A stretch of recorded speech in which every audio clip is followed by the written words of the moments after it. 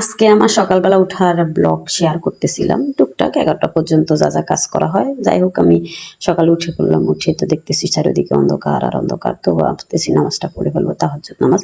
আসসালামু আলাইকুম hi everyone, আশা করি সবাই ভালো আছেন। আলহামদুলিল্লাহ আমিও ভালো আছি। এখন আমি উঠছি ৩টা বাজে। এখন ৪টা প্রায় হয়ে গেছে। তো আমি তাহাজ্জুদ নামাজ পড়ছি। তাহাজ্জুদ নামাজ পড়ে এখন আজানের জন্য ওয়েট করতেছি। ভাবছি যে তাহাজ্জুদ নামাজ পড়ে আজান দিলে ফজর নামাজ পড়ে ফেলে। দেখতেছি আজানের পরে আরকি মানে ফজরের নামাজটা পড়ে কোরআন শরীফ পড়বো না। দেখতেছি না এখন তো হইতেছে না, আজান দেয় নাই। তো আমি আগে কোরআন শরীফ পড়ে তারপরে পরে ফজরে আজান দিছে আর আজান নামাজটা পড়ে ফেলছি। সাইডের দিকে আলো উঠে নাই, করার কিছু নাই। তো ৪টা ১৯ বাজে গেছে। আমি কি করলাম, টুকটাক কাজ করে ফেললাম। মানে রান্না করার জন্য সব জোগাড় করে ফেললাম। অবশ্য আমার রাত্রে যত রাত্রে উঠি না কেন আমার কিন্তু ঘুম হয় না, আর সকালে উঠলে আর ঘুম হয় না। তো আমি কি করি, টুকটাক কাজ করা শুরু করি। মাঝে মধ্যে ঘুমাইলে এটা ঘুমাই, একদম কুচিত ঘুম হয় না। বেশিরভাগ সময় জোর করে ঘুমাই যেতে হয় আর কি। ১ ঘন্টা পরে হয়তো বা ঘুম আসে। তো ১ ঘন্টা হুদা এরকম বিছানার মধ্যে সাপটাসাপটি করার চাইতে, লড়াচড়া করার চাইতে কাজটা শেষ করে ফেলে। কাজ আছে আর বাসায় মেহমানও আছে। যাই হোক, মেহমান বলতে পাশের বাসা, ওদের পাশের বাসা কিন্তু ওদের ভাড়া দেওয়া হয়েছে। তো ওরা কি করছে, আমাদের এখানে ঢাকা থেকে আসি দেখা রয়েছে, আমার কাছে রয়েছে। তো ভাবছি ওদের চা দেবো, চা আর রুটি পরোটা বানাই দেবো। তো ওরা সকালে নাস্তাটা শেষ করে ফেলবো। যাই হোক আমি কি করলাম, এখানে আমি তরি তরকারি করলাম, চাইল ধুইলাম। চাইলটা ধুয়ে আমি ঢাল দিয়া তরি দিয়ে রান্না করবো, ওগুলো কুটি কাটি নিলাম। আমি কাঁঠালের বিচি ২টা দিছি। তারপরে আমি এগুলা ছাদের উপরে নিয়ে গেলাম। ছাদের উপরে তো এখনও দেখতেছি অন্ধকার, মানে এতটা আলো হয় না।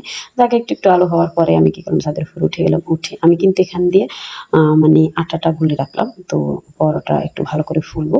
আমি পরে ছাদে উঠে তো আস্তে আস্তে সবগুলো রেডি করতেছি, পাতা পুতা সব করতেছি যে আমার ইয়ার। তো আমি এখান দিয়ে ফানি নেওয়ার জন্য ফানির বালতিতে করে ফানি আগে ফার্স্টে ধুইলাম। আমি তো সবগুলো একটু একদিন পর হলে, কিছুক্ষণ পর হলে আমি ধোয়ার এটা অভ্যাসে। তো আমি কি করলাম, এখানে আমার ঢাকা কয় সবাই আমাকে এদিকে, আসলে কি এটা জানি না, চামচের মতো জল টল নেওয়া যায়। তো ওইটাও ধুইলাম। তো পাতিলগুলো ধুইলাম দোনোটা। আর এই যে এখানে বাতের পাতিলের পাশ দিয়ে আমি একটু মাটি দিলাম, যেন আমার রান্না মানে ধোয়ার সময় কষ্ট কম হয়। কিন্তু এত বেশি ভালো করে ধোয়া হয় না আমার এরকম মাটি চুলার ইয়েটা, তারপরেও ধুইছি। আর এই যে পাশ দিয়ে আমি যাতে আমার আশেপাশে যেন ময়লা না লাগে, আমি একটা ওড়না দিয়ে দিলাম। এটা সবসময় এগুলো আমি করে থাকি, কারণ এটা যেন ময়লা না লাগে। এই জন্য আস্তে আস্তে ছড়াই দিলাম, চুলাটা ধরাই দিলাম বিসমিল্লাহ করে।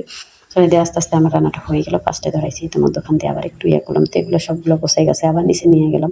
এগুলা যেগুলা মানে খালি আসছিল ওগুলা নিয়ে গেলাম। আর চুলাটা আমার খালি হয়ে যেত। আর এই যে আমি আমার ক্যামেরাম্যানের জন্য একটা ডিম দিলাম, কারণ ওর সকালের নাস্তা সবসময় ডিম হয়। কিছু না খাইতে পারলেও ডিমটা খাওয়াই। আর টুকটাক একটু শরবত টরবত বা দুধ দেওয়ার চেষ্টা করি। রান্নাটা হয়ে গেছে। ডিমটা সিদ্ধ হওয়ার পরে, ডিম আমি বেশি সিদ্ধ করি না, বেশি না, ৩-৪-৫ মিনিট হাইস্ট সিদ্ধ করে আমি উঠাই নিয়ে ইয়ে করে আমি গরম থাকার জন্য এখানেই করি। ওরে কিন্তু আজকে উঠাইনি, কারণ ও ঘুমাইতেছে। আর ঘুমানোর কারণ হয়েছে ওর স্কুল বন্ধ। তারপরেও আমি ৮টার আগে উঠাই দিছি, ৭টা কত উঠাই দিছি আর কি, তাহলে ৭টার আগে উঠাই দিতাম। দেখ আমার রান্না টান্না শেষ। এখান দিয়ে তো আমার সবচেয়ে বেশি কষ্টের কাজ হয়েছে কি জানেন, আটা গোলানো।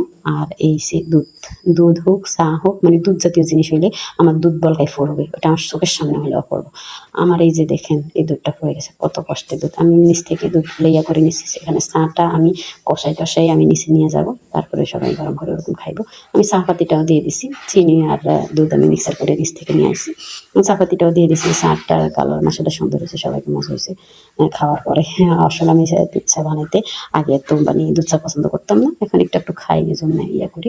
রং চাই আমার বেশি ফেভারিট, এখনও রং চাই ফেভারিট। তো যাই হোক আমার এখানে মা গেল শেষ চা আমি বাড়ি অন্য কাছে নিয়ে যাইতেছি। আর কালি পাতিলটা দিলে আমি এখানে ধুয়ে ফেলবো, নিচে যাই, নিচে একটা ইয়ে আছে, তো এখানে ধুয়ে ফেলবো টিয়ে করে। তো আমি ঝাড়ু টাড়ু দিয়ে দিতেছি, চুলা ঝাড়ু দিয়ে চুলার ফাঁস দিয়ে আমি একটু পানি দিয়ে মানে মুছে ফেলবো আর কি।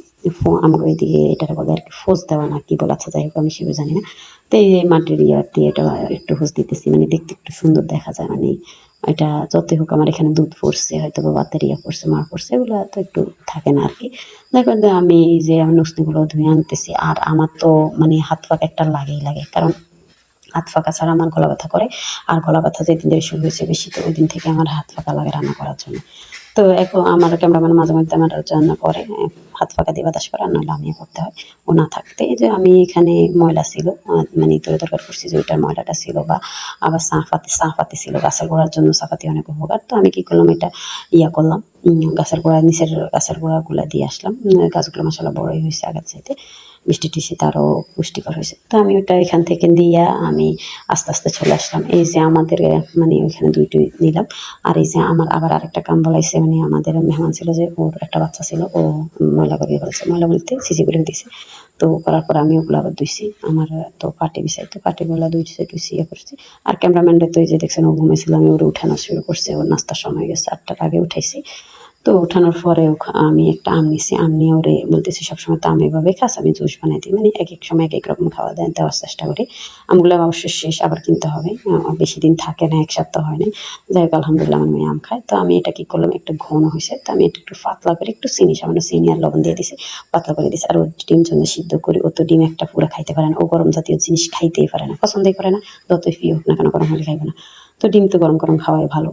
তো আমি কি করলাম, ঘুম থেকে উঠে মুখ টুক ধুয়ে নিলাম, আমি ওটা সকালবেলা ঠান্ডা পানি দিছি খাওয়ার জন্য, যে আগে খাওয়া পানিটা, ও সবসময় পানি খায়, আমিও সবসময় পানি খাই। সকালে উঠে আমিও পানি খাইছিলাম, আমি তো 2 গ্লাস খাই, 3 গ্লাস খাই, এরকম হয়। দেখ আমি পরোটা ওটা বানাই দিতেছি, আর পরোটা বানাইতেছি একদম আমি গরুর তেল আছে না, গরুর তেলে, কোরবানির গরুর তেল দিয়ে। তো ওগুলো আমি জমায় রাখি দিচ্ছি, জমা করে রাখি দিচ্ছি। আর ওই তেল দিয়ে খাইতে কিন্তু অন্যরকম একটা টেস্ট। আমি আরও একবার খাইছি এই কোরবানির তেল দিয়ে। আর গরুর তেল অনেক হয়েছে, মানে আমাদের গরুর তেল। তো আমি কী করলাম, অপচয় করলাম না, এটা রান্না করার সময় আমি রেখে দিছি একটা ফ্রিজে, নর্মালি রেখে আমি এটা বানিয়ে বানিয়ে খাইতেছি। যাই হোক আমার এটা আস্তে আস্তে রুটি সবগুলো সেঁকে নেব, রুটি সেঁকে নিই। তারপর আমি কী করলাম, এখানে পরে ইয়ে করে দিলাম। আর ফাঁক দিয়েও আমরা বাতাস করতেছিল, কারণ আমি রান্না করতেছি, কাজ করতেছি, আমার ঘামাইতেছে। তো আমি বলতেছি বাতাস কর, এখান দিয়ে আমি রুটি টুটি বলছি যে তো এখানে একটু ময়লা লাগিয়ে গেছে। তো বলতেছো আমি ঝাড়ু দিই, আমি ঝাড়ু দিই, আমি কেন হাতে ঝাড়ু দিলাম, তো আমার নতুন ঝাড়ুটা ভাইটা ফেলাই দিই, ও আগ্রহ করছিল আমি ওর দিই নেই।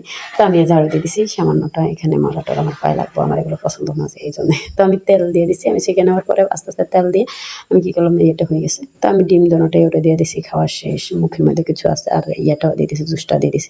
আমি আবার ওরে দুধ চা দিই না, দুধ চা কম দিয়ে, চা কম দেওয়ার চেষ্টা করি।